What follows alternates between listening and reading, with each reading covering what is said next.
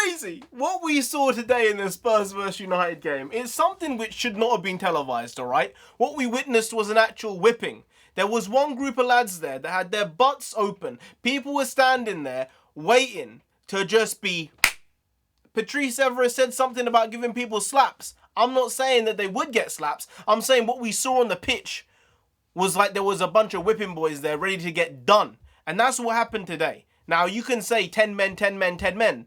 The point was, Spurs were dominating when it was 11 men, 11 men, 11 men. But hey, NarendraTheComic, and we are indeed going to be talking about the Spurs vs United game right now. One of the very best matches I've seen Spurs perform in an extremely long time. I think there are a handful which stick out, but when you look at a performance like this, there are really only two games I can think of in recent memory over the last 2-3 years maybe that stand out as much as this. The Burnley win, where Son and Kane both got bangers. Son scored that like 90-yard banger, you know, goal of the season winner.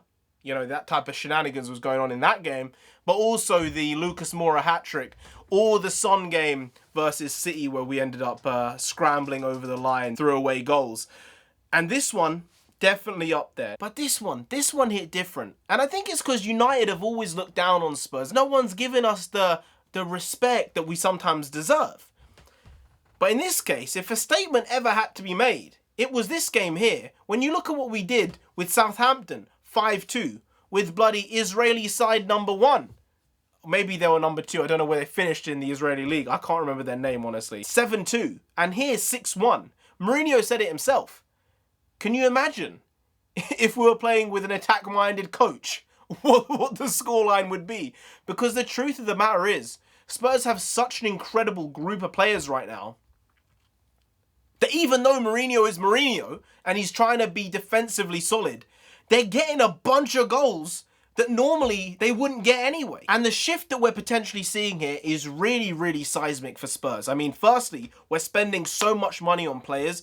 It's unfathomable. It's unheard of. I don't know what Jose has maybe on the board here. I don't know if he said, guys, you need to support me in this if we're going to do anything. They saw what they did with Pochettino. They saw what they did with that type of management. And maybe they thought, maybe we just need to insert a bit of money here. Not 150 million, not 100 million, but let's just acquire players correctly and see what we can do. And now, I'm going to be honest, 2 or 3 years ago, we had the best Spurs starting 11 that I've ever seen in my life. We had the best Spurs starting 11. We had internationals, we had captains of international sides, we had people playing who were the best in their position in the Premier League. That sort of fell apart, and the side was in a way a shell of what it was. Now, there's all these additional elements. I think that now, for the first time ever, we have a genuine title challenging squad. You can get that confused. I'm not saying that we're going to win the title. I'm saying this squad of players here is the best Tottenham squad I've ever seen in my life. I think it's the best Tottenham squad potentially ever. Ever.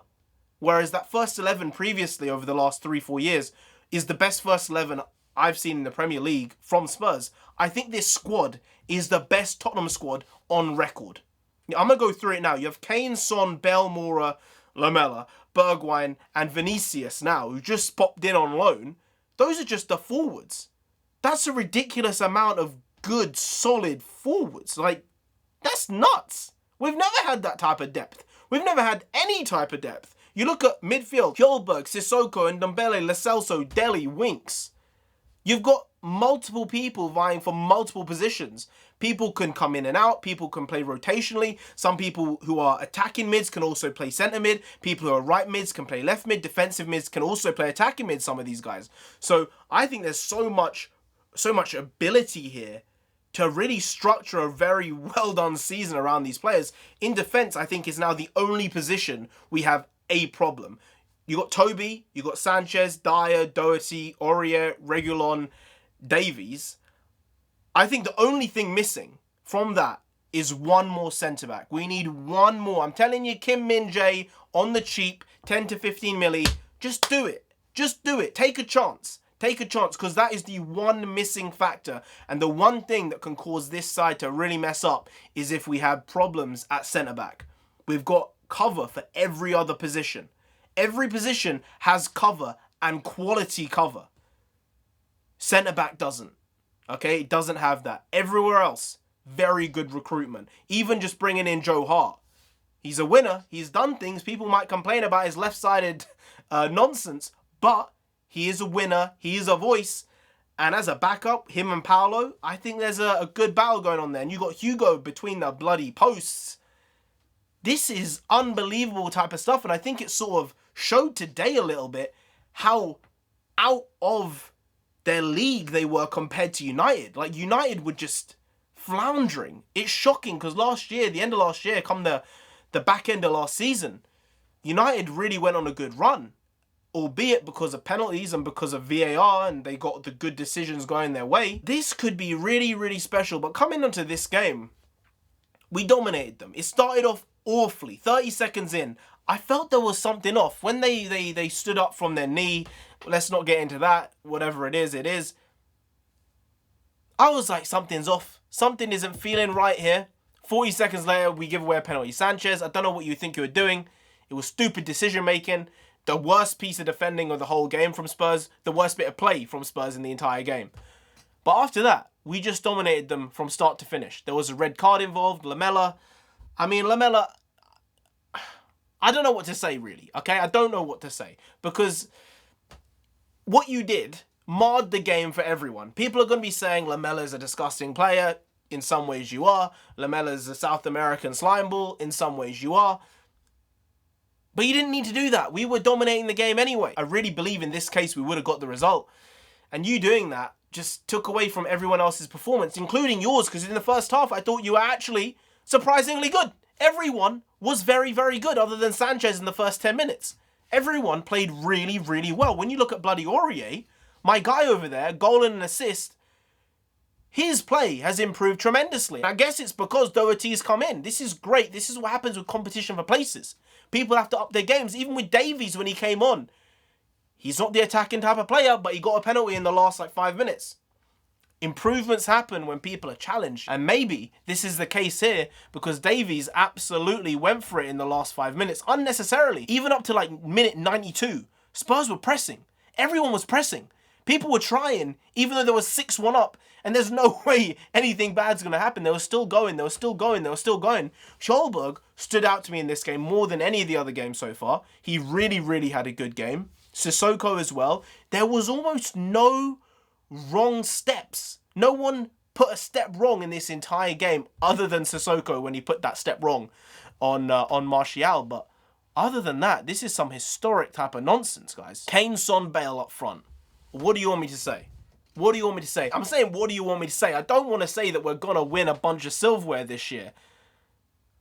But I do think this squad that we have here is the squad that's going to do it if there ever is one.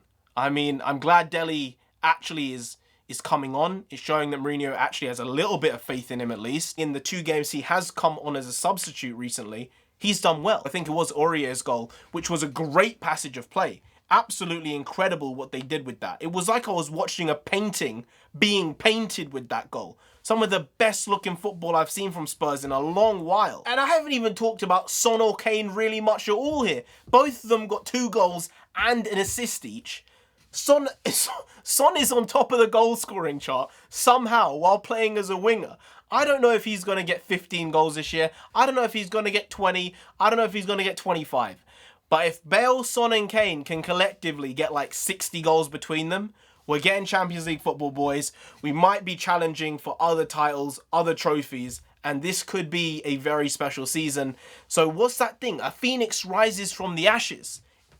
Scrap the phoenix. It's a damn cockerel that is rising from the ashes. I'm sorry to Ollie, deeply am. I don't think this game should have gone the way it did, but at the end of the day, professionalism is key.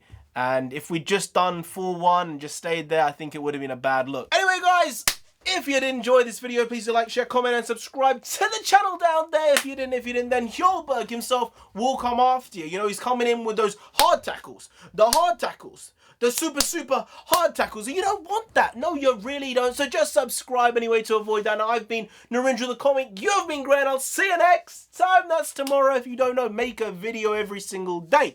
Yeah, I've been doing it for over 2 years now. We ain't stopping till we get to 10,000 subscribers. So do subscribe.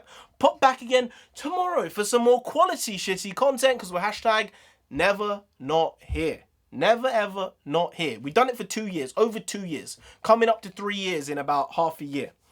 So, you know there's going to be something here. It might be good, it might be bad, but it will be quality shit. It will definitely be quality shit. Great. So I'll be here tomorrow with some more bakwas, and if you don't know, bakwas is nonsense in Punjabi. So see you tomorrow with some more nonsense. See you then. Skadoosh.